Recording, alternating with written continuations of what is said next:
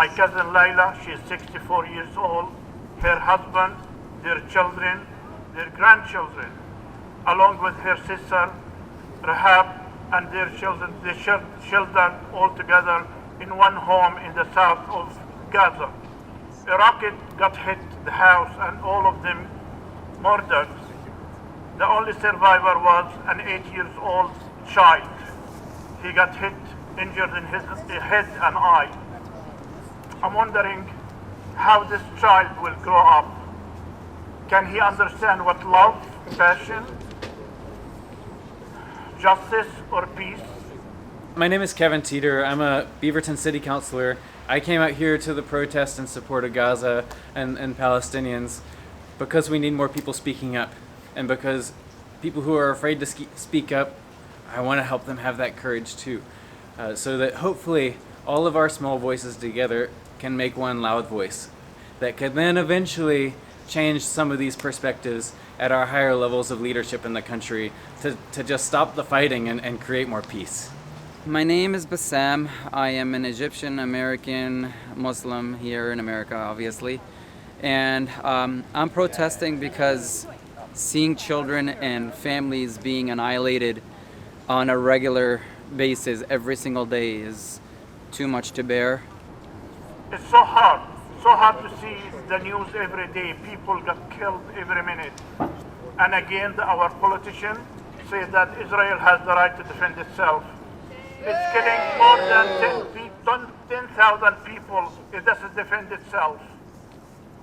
More than 3,600 child got killed. That's not defending itself. This is a genocide. This is ethnic cleansing. Hi, my name is Nadia Hassan. I serve on the Beaverton City Council. I was the first Muslim elected to a city council in the state of Oregon, and I'm here today to show my support for stopping the genocide. We have seen way too much death, and there is very little humanity that we're seeing right now in the actions that we're making here in the United States as we make decisions in foreign policy. We demand a ceasefire now, immediately, from all the senators, all the politicians.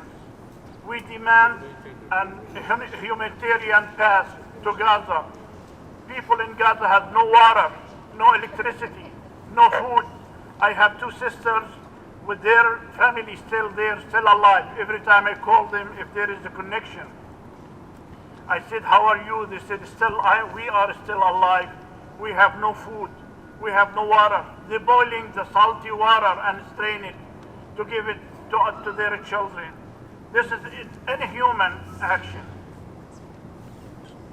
This is all I can say, and this is all we have to request. Ceasefire now. Hi, I'm Zia.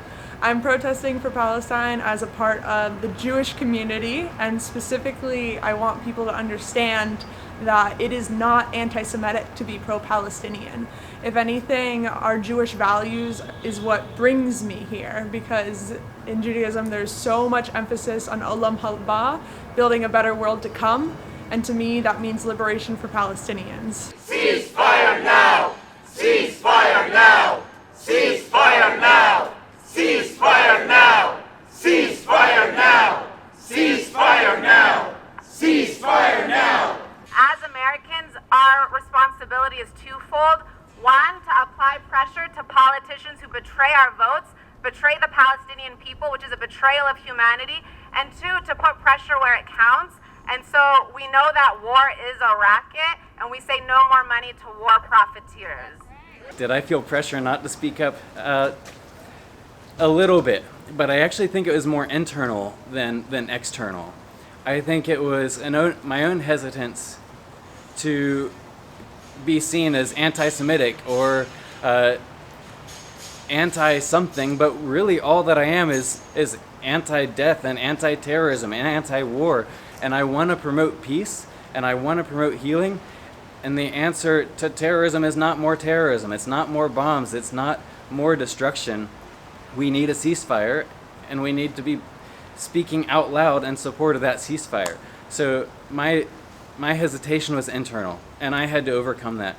And if there are other people's hesitations that are also internal, I want to help them overcome that too. because we all need to be speaking up, whether we're scared or afraid or courageous or anything in between. We need to be speaking together.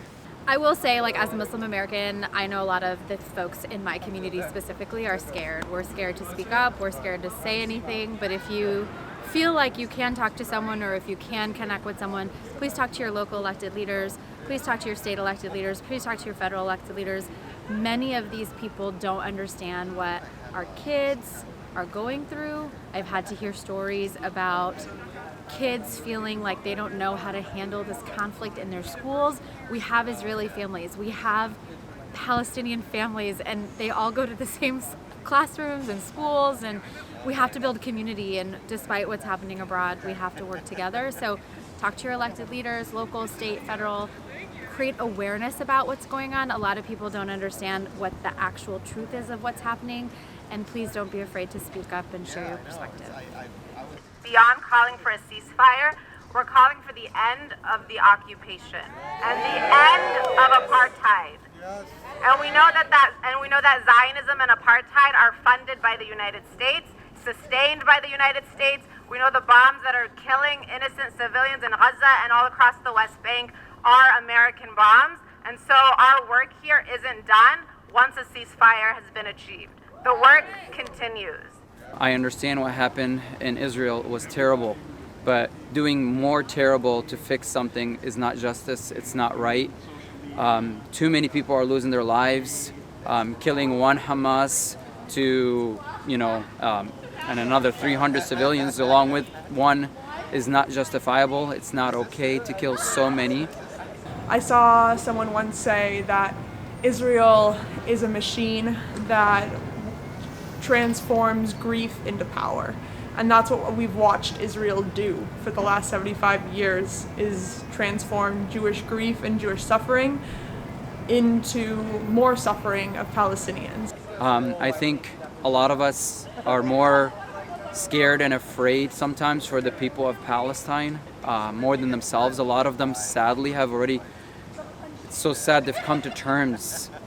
You hear stories saying things like, the heavens are calling us, our brothers and sisters and friends and family members are calling us one by one. They don't want to, rebuild Gaza in the heavens without us. There is so much misunderstanding in this whole situation that we're in right now, and over the course of the past many decades that it's been going on. It might be based in a fear of anti-Semitism or a fear of Islamophobia or a fear of being seen as being against Palestine or against Israel or taking some stance that's wrong, when what's wrong is to not speak up and to not call out religious nationalism wherever it is, whether it's Christian nationalism here in the States or Hindu nationalism in India, or Muslim or Jewish nationalism. Like, all of it is bad and toxic and dangerous, and we're seeing that in Israel. And I just want people to see that any sort of that aggressive and violent nationalism is a problem that needs to be addressed immediately. Like, no excuses. There is a lot of Jewish voices in Israel itself, across the world, that do not want this to happen. I don't understand. The thing is, I'm not educated enough to know why, or on this matter enough to know why, I guess the Zionists or whoever is in control of Israel is pursuing all of this for many, many years. The settlers in the West Bank, I don't understand why they couldn't let the Palestinians be amongst them. I don't understand why they had to have their own state. There is no Christian states, there is no Muslim states. There's Christians and Jews and Muslims living everywhere, in every country. Why couldn't they allow the Palestinians to live amongst them like they lived amongst the Palestinians from the start? And Christians and Muslims are all dying in Gaza. For what? I think the general misunderstanding around this issue is that it has to feel like there's sides. There are no sides. There is the side of humanity, and there's the side of no humanity. Every single human deserves to live, deserves to eat, deserves to be comfortable, deserves to feel safe. And so while a lot of folks will say this is a sided issue, it's not. I think most of us here are on the side of humanity. When I saw Biden saying he didn't believe the death tolls in Gaza, I was shocked, floored, disgusted, frustrated. If you're only accepting data from one very biased source, the Israeli government, then your information is going to be wrong, and how can you make a good decision? It is infuriating that we will accept information as accurate, that it comes from the abusers and the oppressors, and not from the people who are being killed every single day. How did you feel about Hamas's attack? Like, what's your take on that? It's a very difficult situation because I don't want to downplay grief and loss of life, but at the same time, it is an people who have been forcibly under occupations for decades. I believe resistance is justified when people are occupied. They have had the lack of humanity shown to Palestinians, and the way that Palestinians have felt the world turn their eye on them is absolutely heartbreaking. The way that children have been, when they try to protest peacefully, look up the Great March of Return, that the Gazans tried to protest peacefully and were completely unarmed and just shot dead at their borders. Children, medics, journalists. They had no way to protest peacefully. They went to the UN, they went to international courts. They tried everything to protest peacefully. And eventually, it was either, I've seen so many people speak out, it was be killed or die trying to fight for freedom. And so the fact that these people were able to fight back against the fourth largest military state with all of the security and the spyware, to get to that point of being able to break through the barriers is an incredible act of resistance. And I believe that everything that happened to Israelis is the fault of the Israel government.